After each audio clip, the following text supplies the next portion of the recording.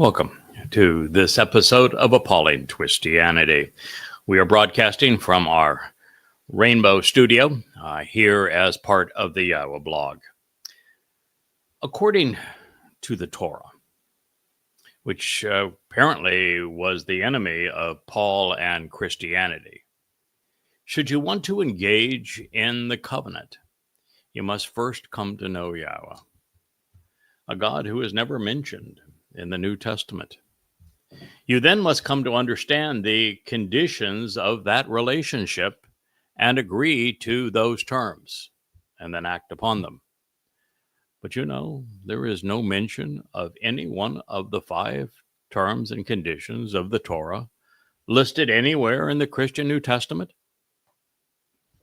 They are to walk away from Babel, from all traces of religion and politics, to walk to Yahweh so that he can perfect you, which means that you need to accept his invitation to Pesach, Matzah, and Bakorim, none of which are mentioned in the Christian New Testament, to trust and rely on Yahweh.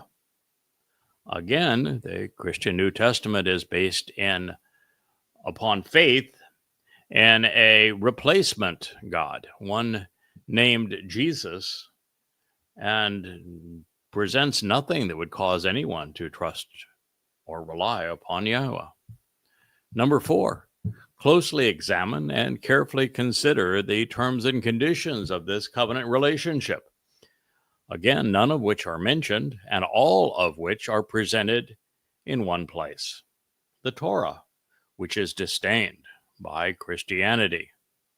And then the 5th condition of the covenant is, as parents, we are asked to circumcise our sons on the 8th day so that they might remember the covenant, because circumcision is the sign of the covenant.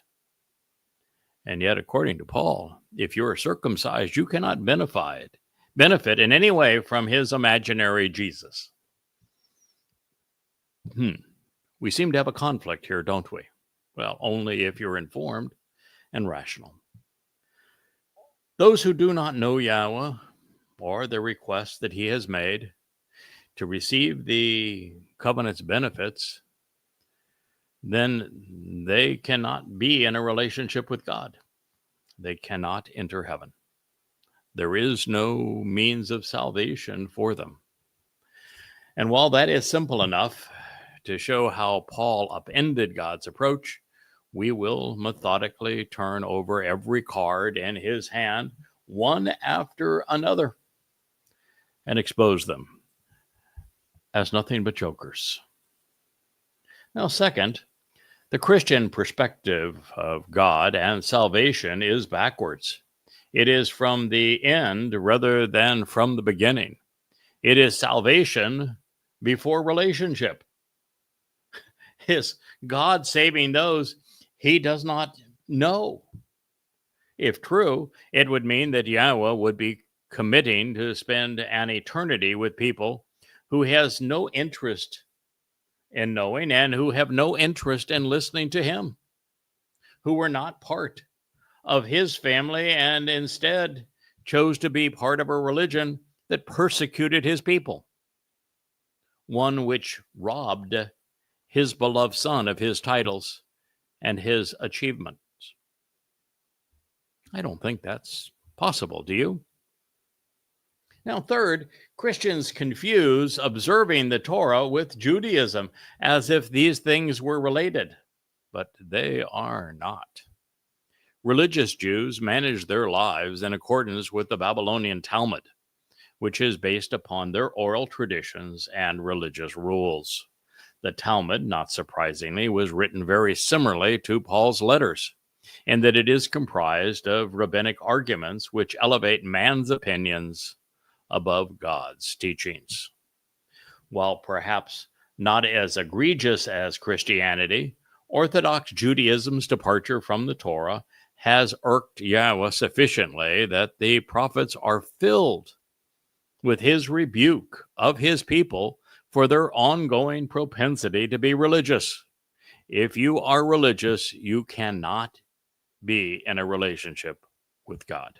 He is overtly opposed to religion, all religion. Fourth, the Torah is not comprised of laws. Guidance and teaching are entirely different concepts. The misappropriation of the Torah's purpose is one of Christianity's most sinister ploys, and it is destructive and deceitful. The Torah stories, examples, and dialogue represents all facets of a marvelous jewel. They provide insights and perspective for us to enjoy the benefit of Yahweh's brilliant light. The Torah is both historical and metaphorical, literal and symbolic, painting word pictures to help us know Yahweh, understand his plan of reconciliation, and then rely on his provisions. In this light, it is better to understand the relevance of Passover and unyeasted bread and to capitalize upon these gifts than it is to simply do what is delineated on the right days, very few of which are actually done correctly. Understanding leads to trust. Trust leads to reliance, and reliance leads to reconciliation. Our works, beliefs, and faith lead nowhere except away from God.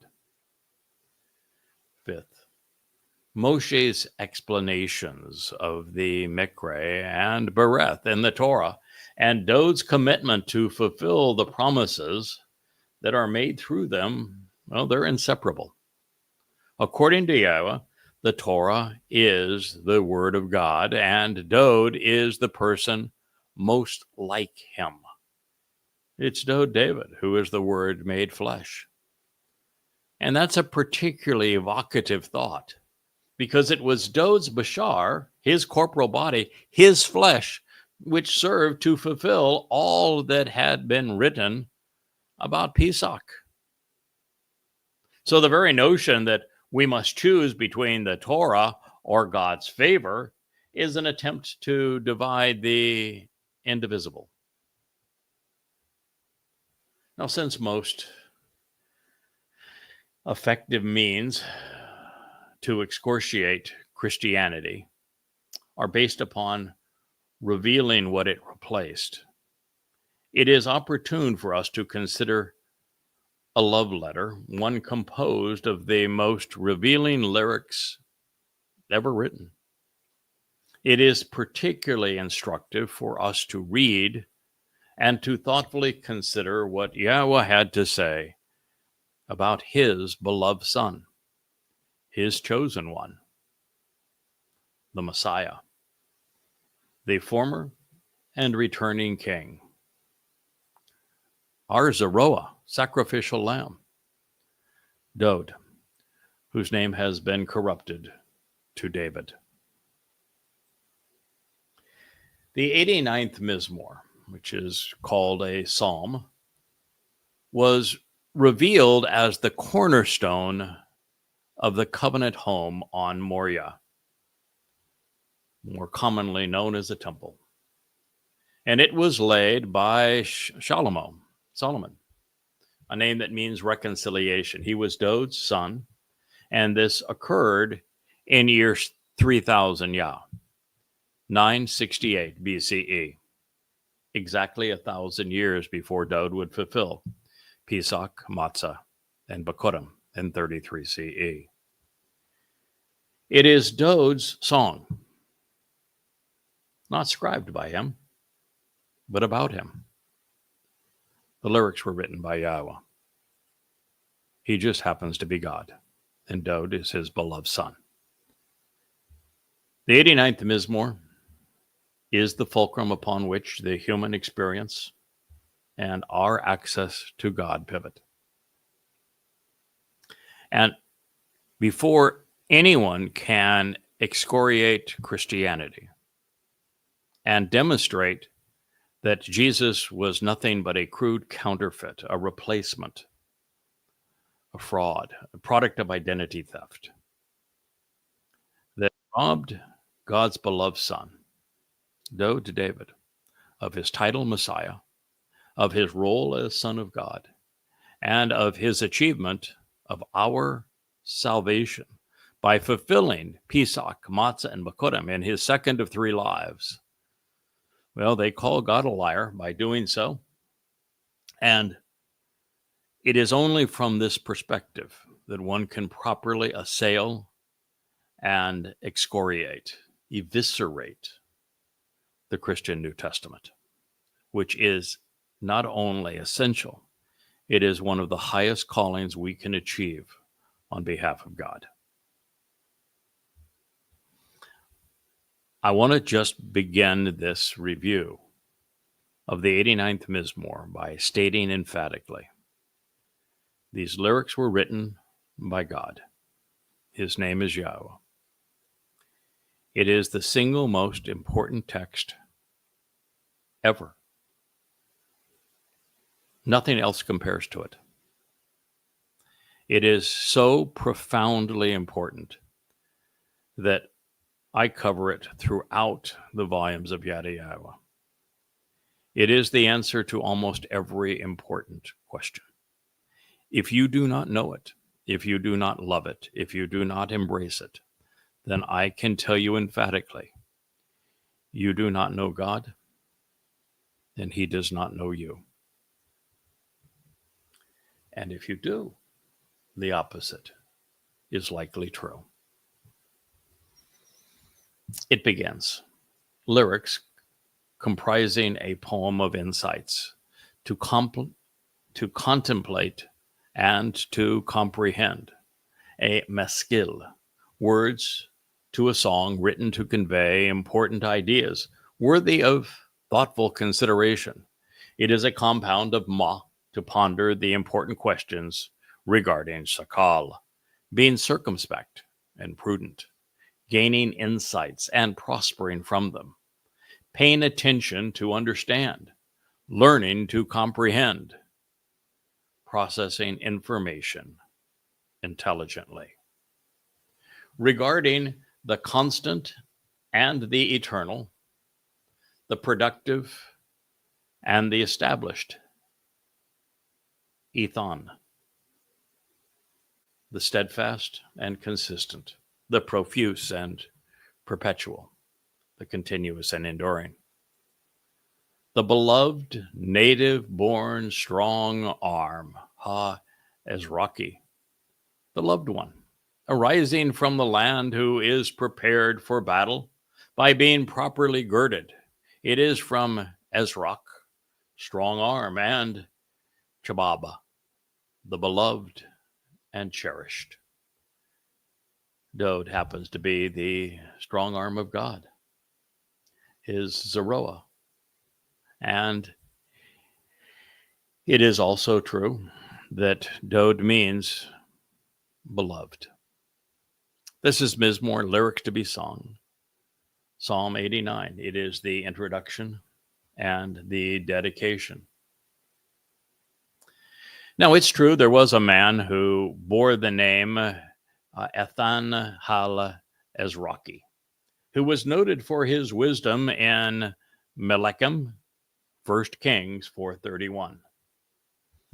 He was a contemporary of Solomon, and so he would have known Dowd and served as an eyewitness to his relationship with God. Therefore, considering Yahweh's propensity to communicate through men, it is likely that Ethan Ha Ezraki was chosen as the scribe to convey Yahweh's exuberant praise for his beloved son in this Mizmor.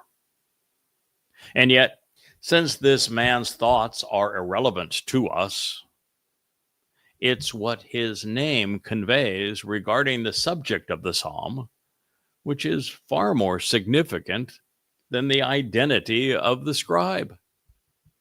I don't much care who was holding the pencil.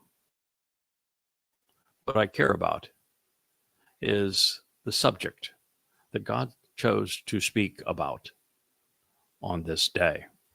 the day of laying the cornerstone of the first temple.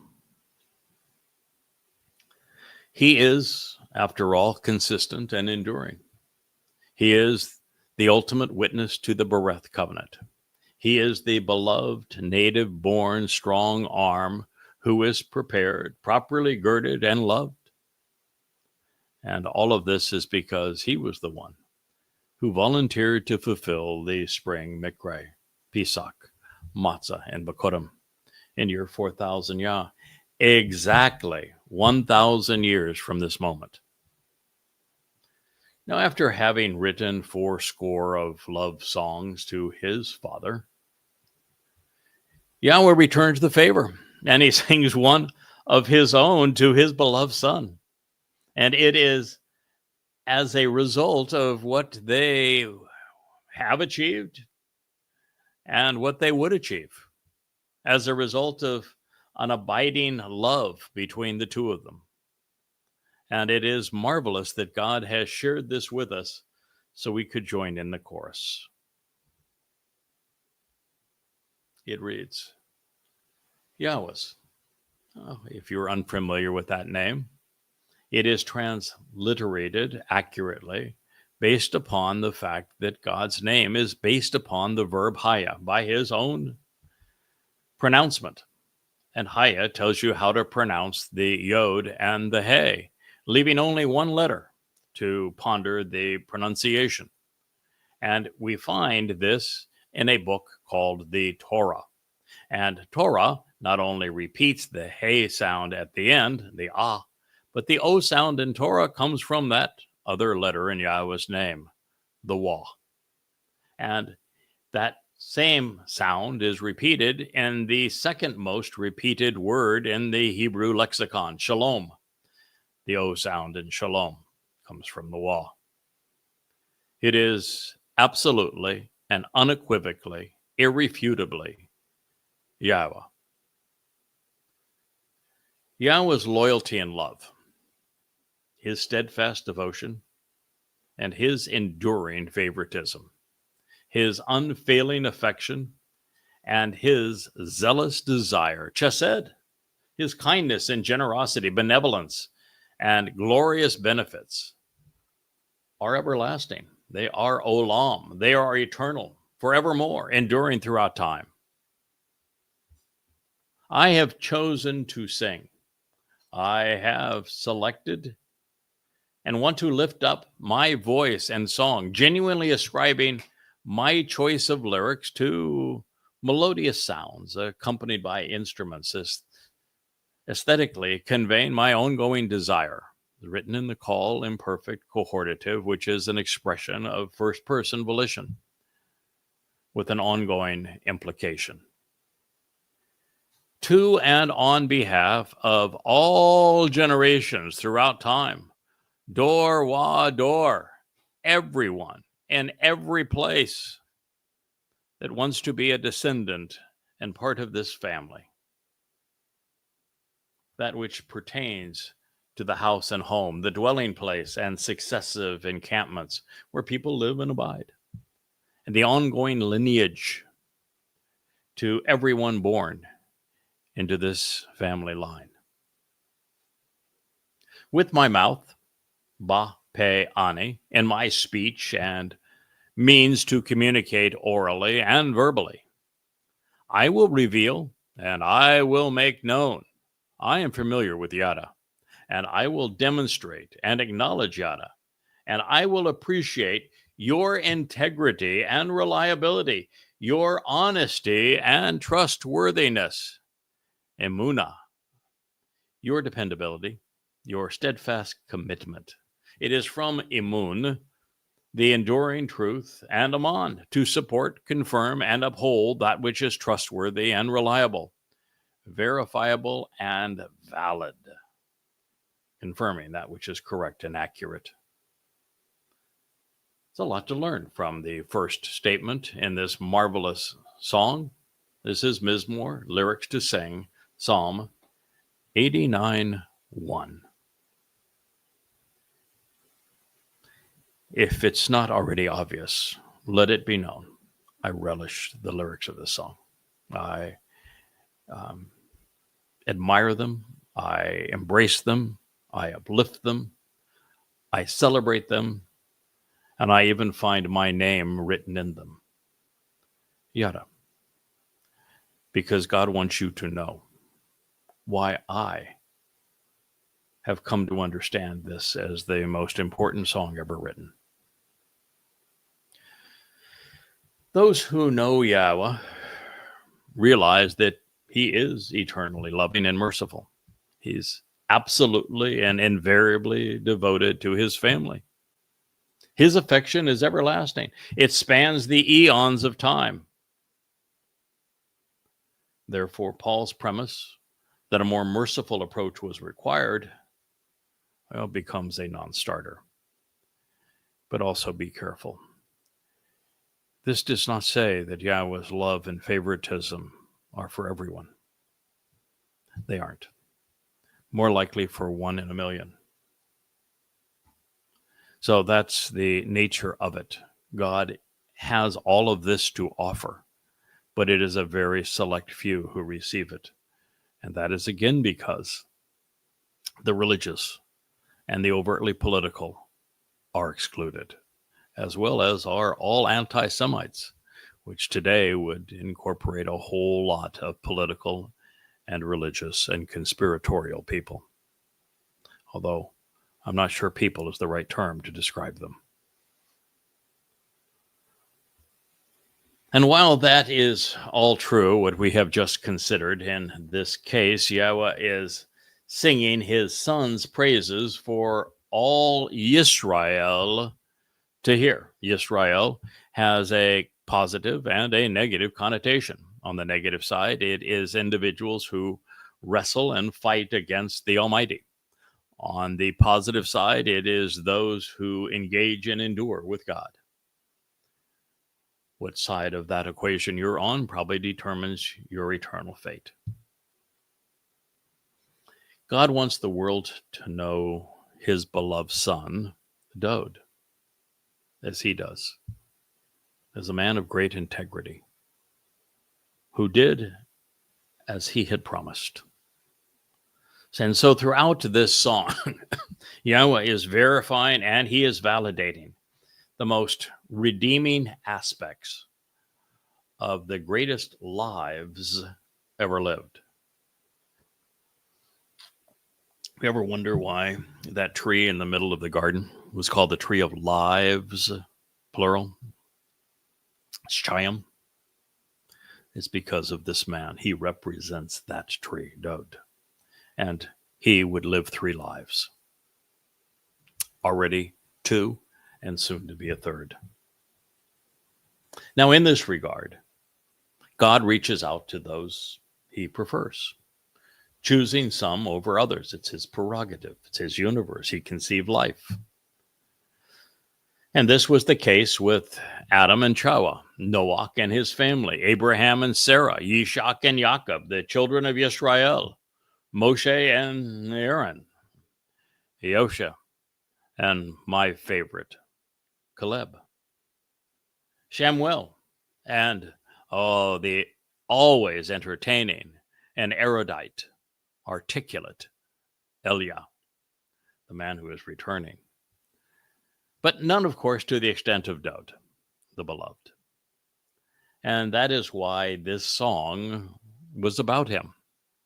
And there is no one who is comparable in sentiment expressed by God.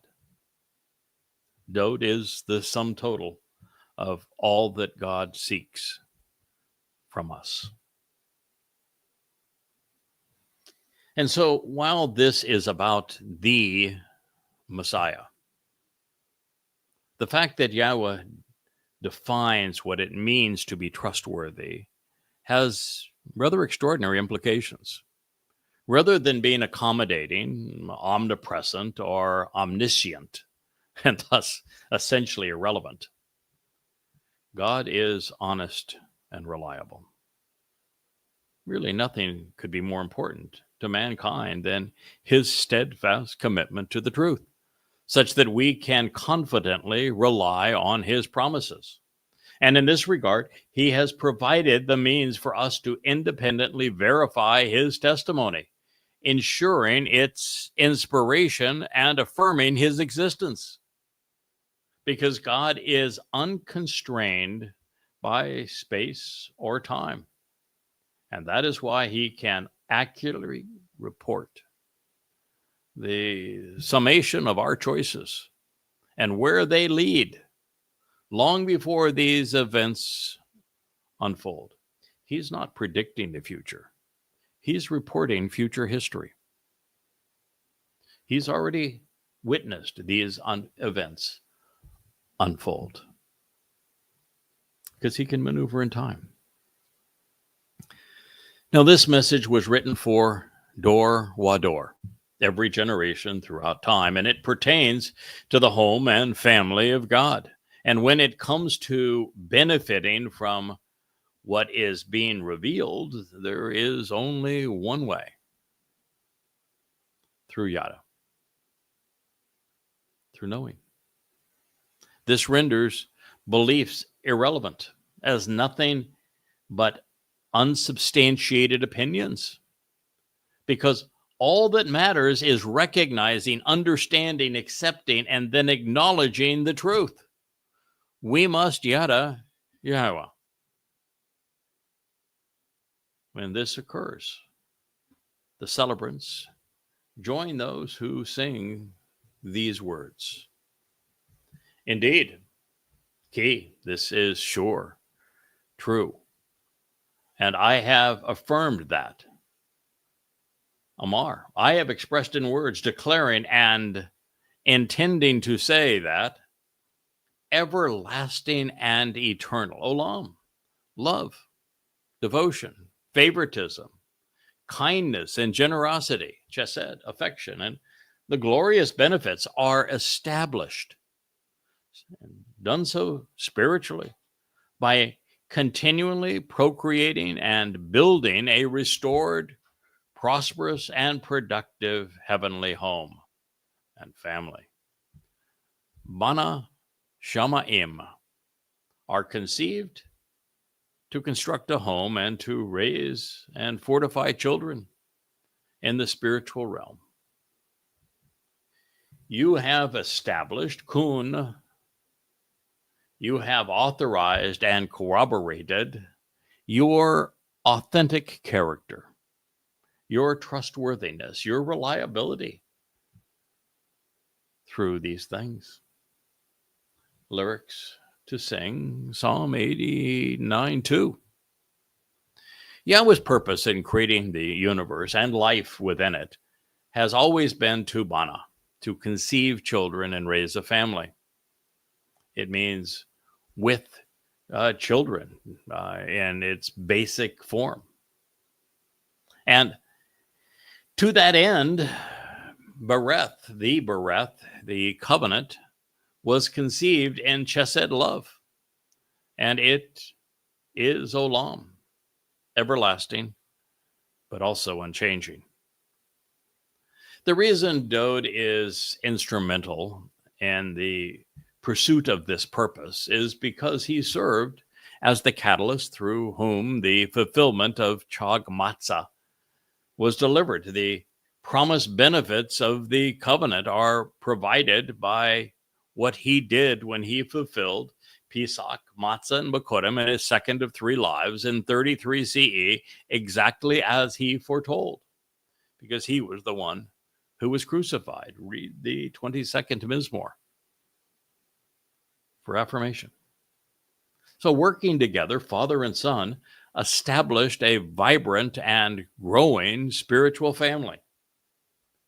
Therefore, in working with him to achieve his heart's desire, at least from God's perspective, his son authenticated his character and he proved himself worthy by offering to fulfill Pesach and Matzah, leading, of course, to Bekurim, which is firstborn children, by having the fortitude to write about what he would endure, and then following through with the sacrifice for the benefit of all mankind. Dowd became the most worthy among us. No one else compares.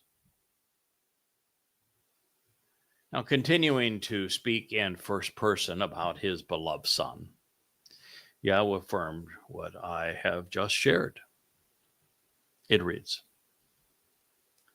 I have established, cutting through separation, the Bereth covenant for the family home through my Bakir, my chosen one, on behalf of and for the individual I have personally decided upon, having preferred and selected under the auspices of free will, the one I favor for a special relationship and affection, from Bakar to choose and to decide, and Bakan to test, examine, and scrutinize. I have sworn an oath, and I will affirm this promise 7 times over to Dowd concerning the beloved. My Ebed, my authorized agent and co-worker who serves on my behalf.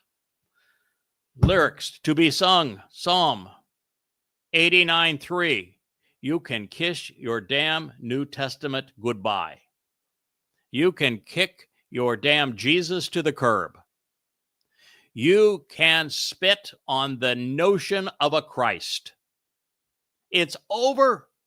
We're 3 lines into the psalm, and it's over. The chosen one can't be Jesus. When God says the chosen one is Dowd, God could not have worked through a Jesus if God says my authorized agent and co-worker is Dowd. There can be no promises made to a Jesus if God says, I have sworn my oath and I will affirm my promise to Dowd. Jesus can't be a chosen one when God says, my chosen one is Dowd. When Yahweh says that the covenant, which is the only thing that's important to him, the universe exists, this planet, life was conceived, the Torah was revealed for one purpose and one purpose only, the covenant, the Bereth. And there's only one of them. That means that Christianity, you're in serious trouble because there isn't a new one, there isn't a revised one, there isn't a renewed one. There's only one of them. And that covenant is Yahweh's. It ain't yours. Doesn't belong to a church. Doesn't belong to Gentiles. It belongs to Yahweh. And he said here in first person that he established it, cutting it through separation, which means that it is set apart from the things that are common and popular in this world, like religion and politics. It has been established and it has been cut through separation, this covenant, family, and home, not a religion, not a church, a family. And that Yahweh said he did this through his chosen one. And then he tells you who his chosen one is. And he says, I have made this promise over and over through Dowd, my authorized agent, my co-worker, Ebed. And this Mizmor was written 4 years after Dowd's first of 3 lives ended. So for Yahweh to say that he is going to affirm the covenant, for him to say that he is going to work with Dowd going forward, 4 years after his first life ended, what does it mean, folks? Come on, what does it mean? Doesn't it mean that Dowd would live again? That the Christian New Testament, a notion of Dowd was dead, buried, rotten in his grave, and that he therefore wasn't even in heaven. That's what the New Testament says. What does God say? Exactly the opposite. There is a 0% chance that Christian New Testament is anything more than religious rubbish, absolute trash, when it says that Dowd is dead, buried, and excluded from heaven, which it says. When God says exactly the opposite, that he created the covenant family through Dowd, that Dowd is his chosen one. If God couldn't save his chosen one, what do you think the likelihood is that he saved anybody else? 0.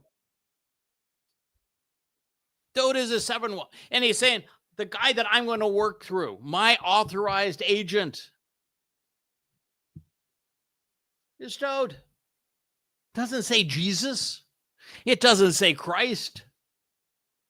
You can't steal what God said about his beloved son. You can't call Jesus the chosen one. You can't call Jesus the co-worker of Yahweh. You can't attribute a covenant to Jesus when God says in first person that all of these things he accomplished through Dowd.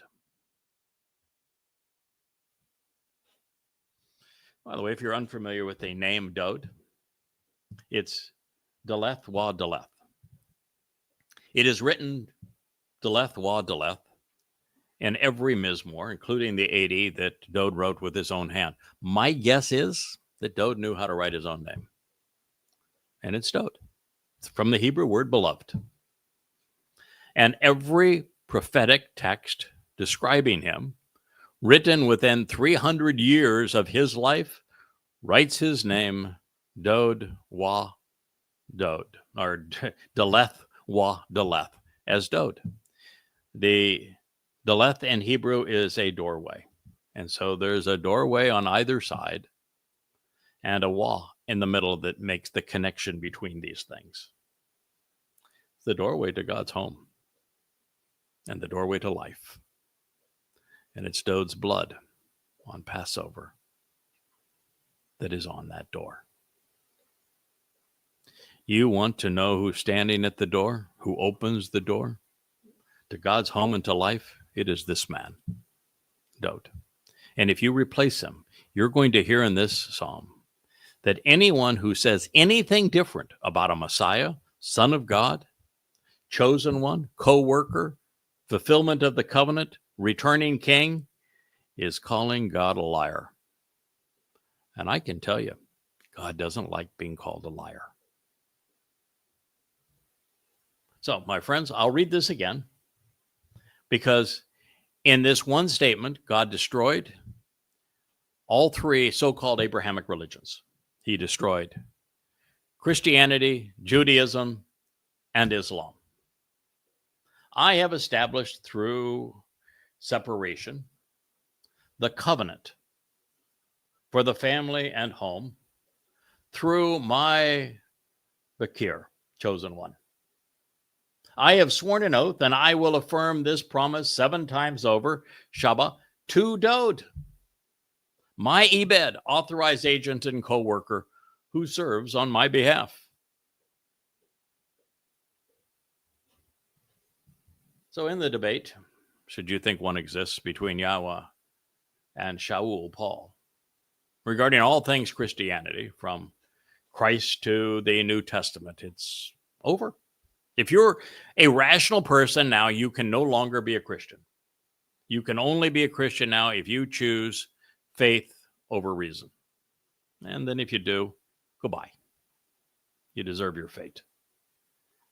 If you've been listening to what God has stated in his own words and his own voice regarding establishing the covenant family through Dowd, then you know that the Messiah and the Son of God who fulfilled the spring Mikre, enabling the Bereth, is Dowd. And that means it was not and never could have been Jesus. He never existed. He's nothing but a crude counterfeit.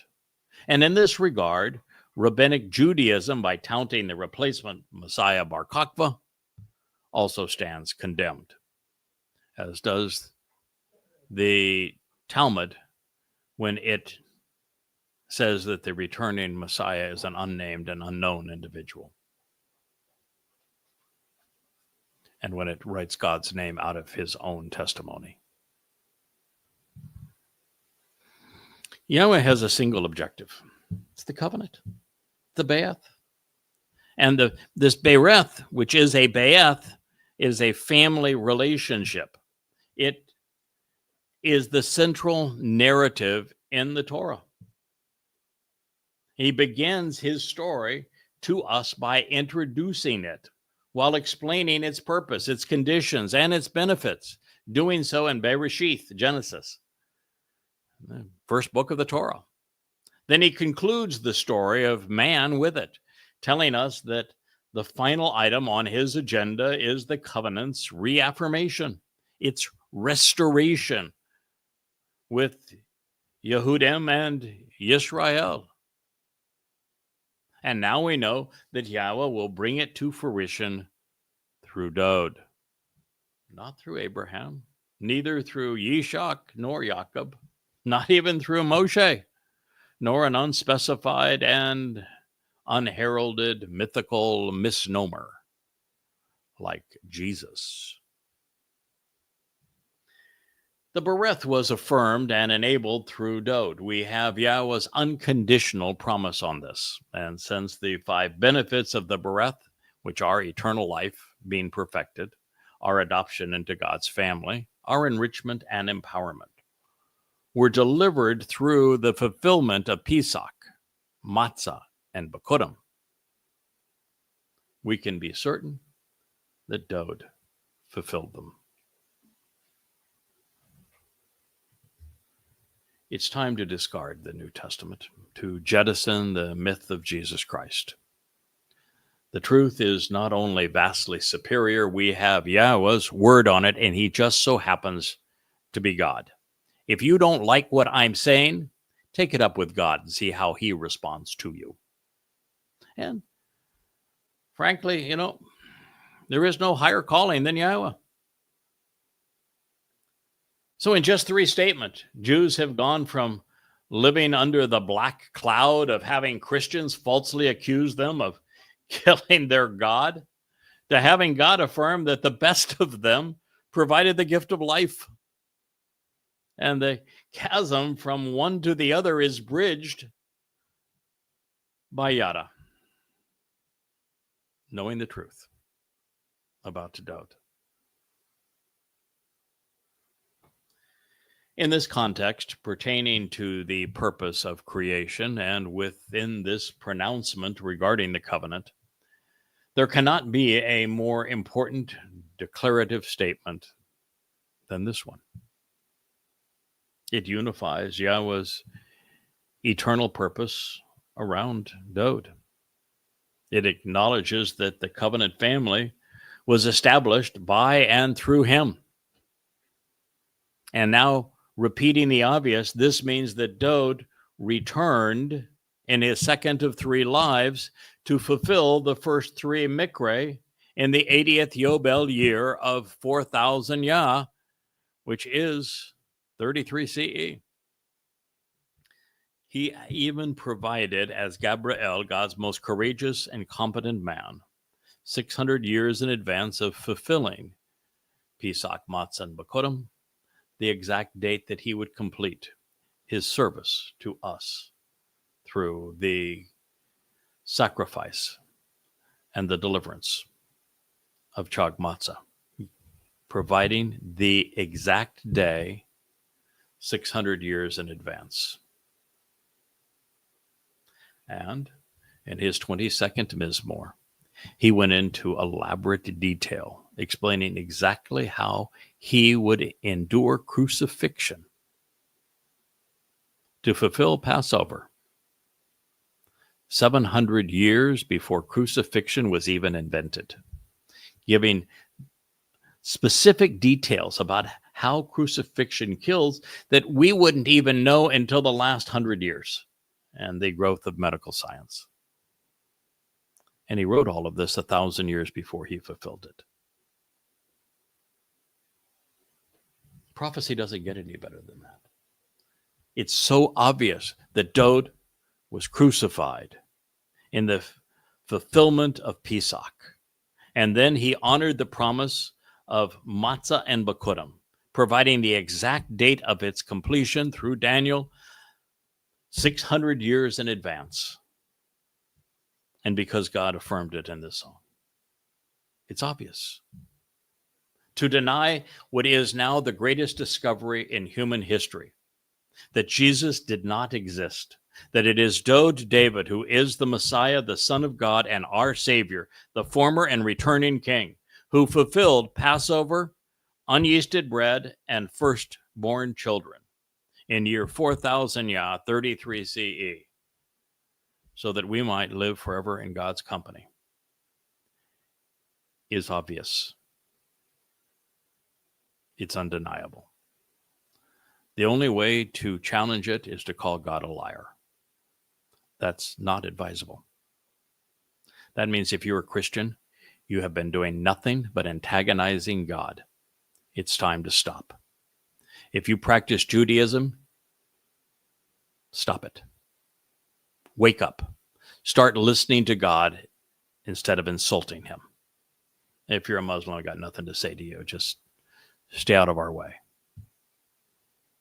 Now, for someone struggling to figure out how this might be possible, that the king was afforded 3 lives, not just the 2 as former and returning king, because those are undeniable. God says it over and over again that it is Dowd who is returning with him to be king forevermore.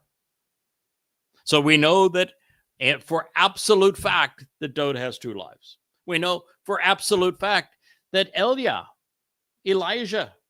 has 2 lives because he's being brought back.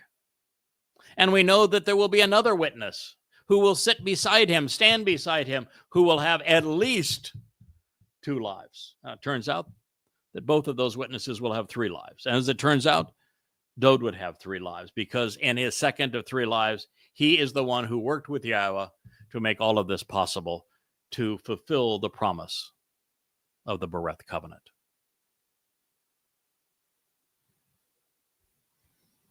So I would ask anyone who has a problem with that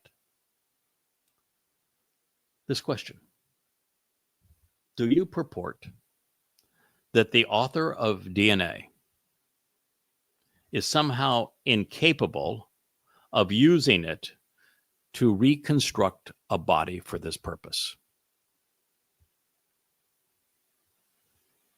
Or do you think that God is restricted regarding the placement of a living soul? Not at all. In fact, you would have to be stupid to think that God can't create a second and third and a billionth body, which is the easiest part, the thing we can't even figure out. We actually understand the DNA code, the alphabet, to create a physical body. What we don't understand is what a soul or consciousness is. We have no clue. That's the hard part. So for God to say, I'm going to take Dowd's unique nephesh, his soul, his consciousness, and I'm going to put it in not 1 body, but 3 bodies. And you think that's difficult for God?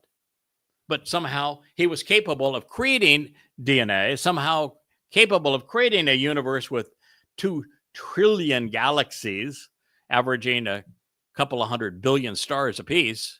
He was capable of doing that.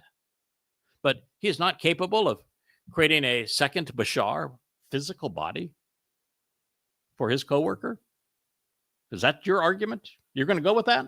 But he's capable of doing it a 3rd time because, well, or a 2nd time for certain, because we know that Dowd's coming back as king. We know that Eliah is being brought back. 2, just strict limit. 2. The religious are too stupid at times. You'll believe that Jesus, who never even existed, was crucified, and you don't even know that it was on Passover or the purpose would have been Passover.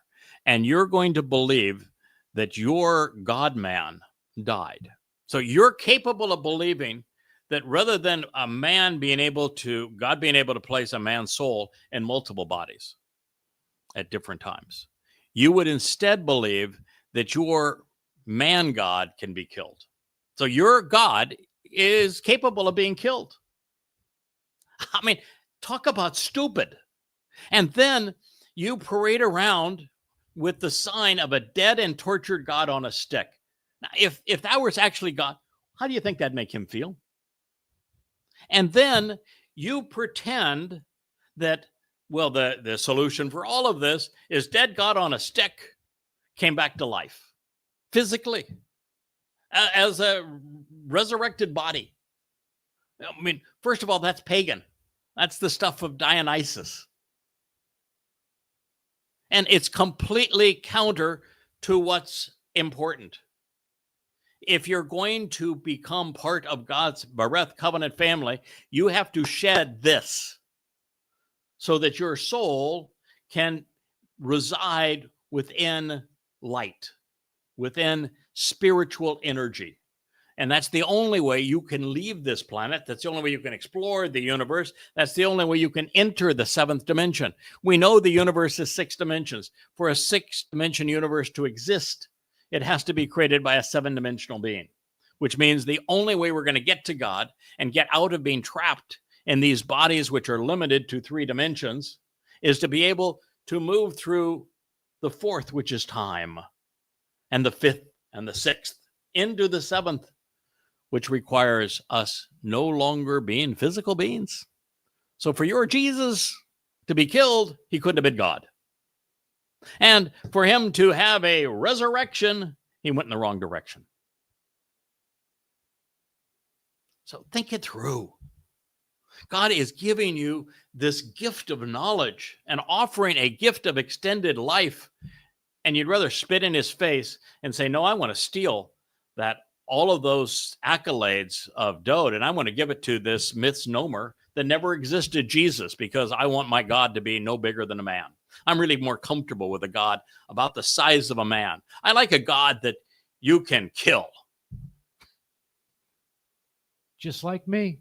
That's all like, they want. They don't want a God just like me. Yeah, just give me a God just like me. Don't take my precious Jesus from me. There was no Jesus. The whole thing is a rotten, horrible crime. The miracle here is actually not in the doing, but pursuant to the challenge of Dowd, ascertaining that this should be his role. Well, both he and I managed to figure it out. Listen, Dowd's much smarter than I am. Dowd had likely a better relationship with Yah than I do. Well, I'm glad for him because mine's wonderful. And I'm not the dumbest tool in the shed by, well, they say the dullest tool in the shed by any stretch of the imagination. And I figured it out. And Dowd is the brightest among us. God actually equates him to the sun in brilliance. Yeah, the S-U-N. The S-O-N is equated to the S-U-N in brilliance. No one is more brilliant than Dowd. And so if I could figure it out, he could figure it out. Now, the way I figured it out is I studied the Torah. And I read in the Torah and the writings, let's just start with my favorite prophecy. I read my favorite prophecy, the one that brought me to this. The first word that I translated happened to be Asher in 2 Samuel 7. Now, the name Samuel means he listens to God. That's a pretty good start, right? So I like that name. And he was relaying a conversation between Yahweh and Dowd. And it was all about who builds homes, covenant, and who lives in them. And in this beautiful prophecy, my favorite, God specifically says that David is his son, and that he is his father, and that he is establishing his seat of authority, his throne for his son forevermore. And so I took that bit of information and said, okay, God is declaring this unique man his son. And then you learn that God does it 3 times, once in this particular Mizmor psalm, and also in, I think it's the second Mizmor song, either the first or the second. He does it 3 times.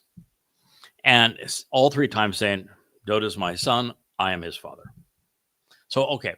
And then he calls Dowd in this Mizmor his Bokor, which means his firstborn son. That goes even further. All right. So you know that information. And now you're reading the story of Abraham and Yishak following Yahweh's instructions and taking the 3-day walk to Mount Moriah. And as they climb Mount Moriah, there's a whole discussion between father and son. Yishak, who is the first child of the, you got that right, covenant. I knew you had the answer there. Okay. And so the first child of the covenant, the one that Yahweh expressly said, this is the first child of the covenant, named him appropriately, laughter, because the covenant is God's family. It's for fun, to enjoy a family. And they're climbing out Mount Moriah. It happens to be in year 2000, 1968 BCE. That's an important date because it's exactly 40 Yobel, or 2,000 years from the moment Dowd fulfilled Pesach, Matzah, and Bekorim in 33 CE, to which he attested the exact date of his fulfillment as Gabriel to Daniel. So there's a whole conversation about, I see the wood.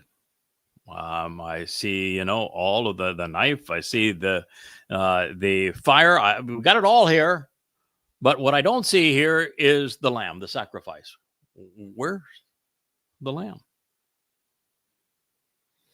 And so as they proceed, and Abraham says, I'm following God's instruction. I've done this with Yahweh enough that I know that Yahweh's going to have an answer here for me. But, he wants to make certain that I understand what this is all about. He's got a story he wants to tell here. And, I'm delighted that I'm part of that story. So I'm going to go right along with this.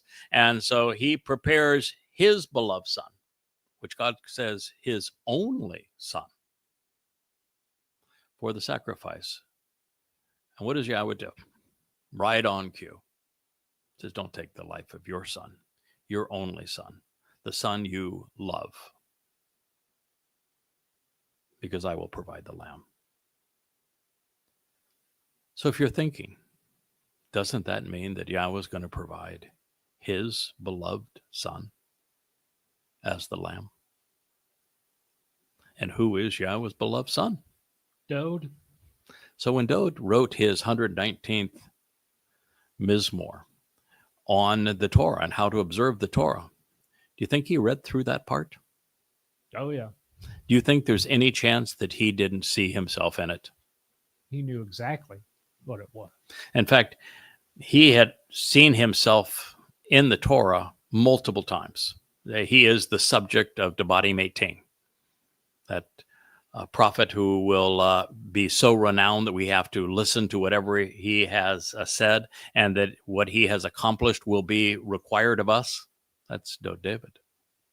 When Moshe has his meltdown after he just finally says, I can't deal with the children of Israel. They're impossible. I give up. Kill me. It was through Dowd, Yahweh's, God's beloved, that would speak for God and resolve that problem. He read himself all the way through the Torah. Saw himself in almost every story, because he is the undercurrent of everything Yahweh is trying to teach us and guide us to understand. And so Dowd figured it out. He said, I can see what we need to do here is we need Passover actually fulfilled. And since Yahweh calls me his firstborn son, it's me. Okay, so that's how he figured out he should do it. Why would he want to do it? God's not going to force him. God doesn't force anyone. You've got to want to. Why would Dowd? He's king of Israel, man. He's got it. No matter which way you turn, he's got it licked, man. It doesn't get any better. He's anointed by Yahweh. He's got Yahweh's Ruach spirit that's guiding him. He's fought 66 defensive battles. He's won every one of them. I mean, he's he founded the city of Dowd, which is Jerusalem. He acquired the Temple Mount where the house for Yahweh's name would, the cornerstone being laid with this song. He was God's chosen one. He was God's choice as king. He's the returning king. Why would Dowd, of all people, say, yep, I'm going to do that, sacrificing my physical body as the Passover lamb? And oh, by the way, Passover is not an independent event. It's part of Chag Matzah. It's just the first day of Matzah, which means God's explaining that to perfect us on Matzah, to remove our guilt, someone has to take our guilt to a place where it can never be seen again. And he was smart enough to figure it, because I was smart enough to figure it out. I am certain he could. That means that he carried our guilt into Sheol to deposit it there. That's what happened.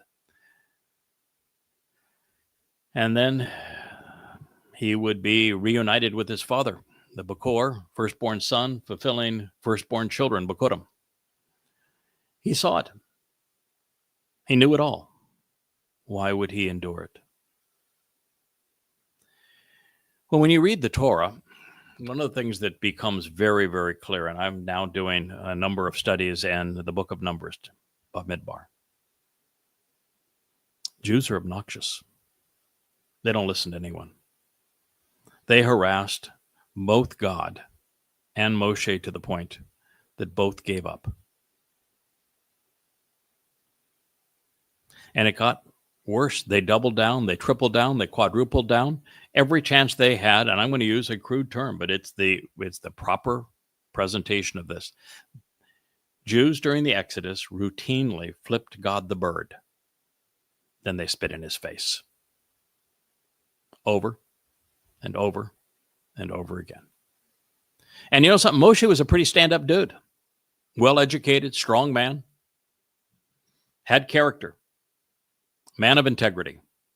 And Dowd, reading the Torah, would have realized the same thing I did. Moshe gave up. He could not do that job. Jews were impossible. And so, recognizing that the children of Israel were clamoring for a replacement for Moshe, they wanted to go back to Mitzrayim and be slaves. They hated Yahweh. They hated Moshe. They wanted to stone him to death. He would have realized that the job of leading Israel is impossible. And even his own life. You know, he was the anointed Messiah, and yet he was hunted down like an animal by Saul, the people's choicest king. So he knew that Jews would turn on him in a heartbeat. And then when he becomes king, his own son, Absalom, leads a coup against him. So Dowd, of all people, knew these people are impossible. You can't lead them. You can't earn their respect. There isn't any way to get through to them so they'll listen to you, and no matter what you do. And God had him slated to be king of forevermore. And Dowd said,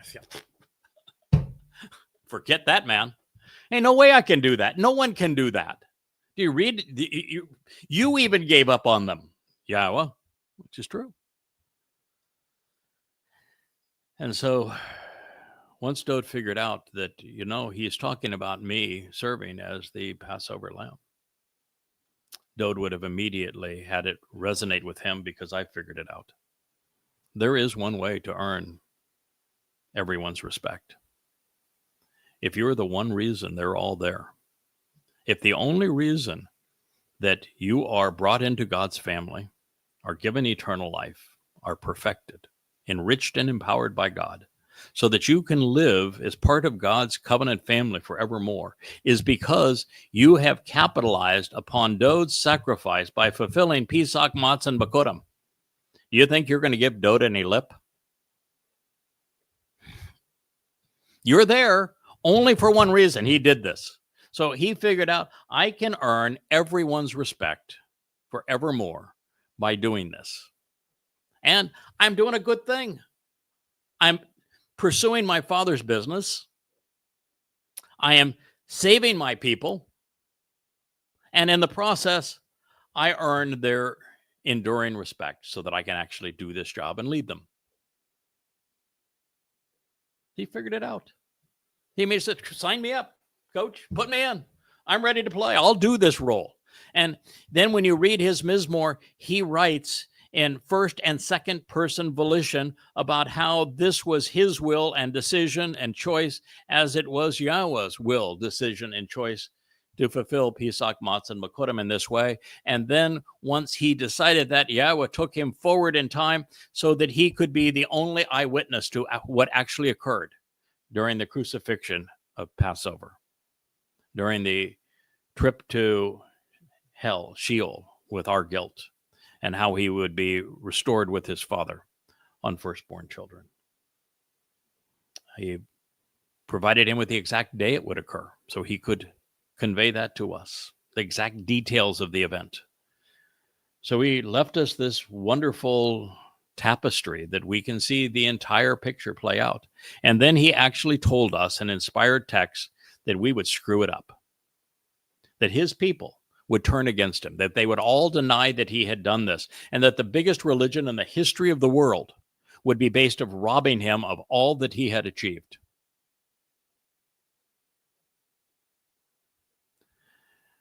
And that's why the only person who gets similar prophetic exposure to our king, Dowd, is this fellow who was just mentioned in this Mizmor, Yada. Because if God's people don't come to realize that it was Dowd who is their Messiah, the Son of God and Savior, as well as returning king, and in a hurry, then the rest of the 4 unfulfilled Mikre don't occur. There is no reconciliation. God's not returning with Dowd. There is no eternal kingdom. None of it's going to happen. And so it was and is Yada who has been called out for this purpose, to bring your attention to what I have just shared with you. Because what I have just shared with you is the single greatest discovery in human history. You can ignore it. You can poo-poo it. You can reject it. You can do whatever you damn well want with it. I really don't care. I'm sharing it with those who are interested in knowing God, because it is the only way to God. We have so much more to explore in this, the 89th Mizmor, the greatest song ever sung. But I think this is a good place for us to pause and contemplate what we have heard and considered thus far. I look forward to reviewing this with you again tomorrow from the Rainbow Studio once again. I am your host, Craig Wynn, and this has been an episode of the Yahweh Blog.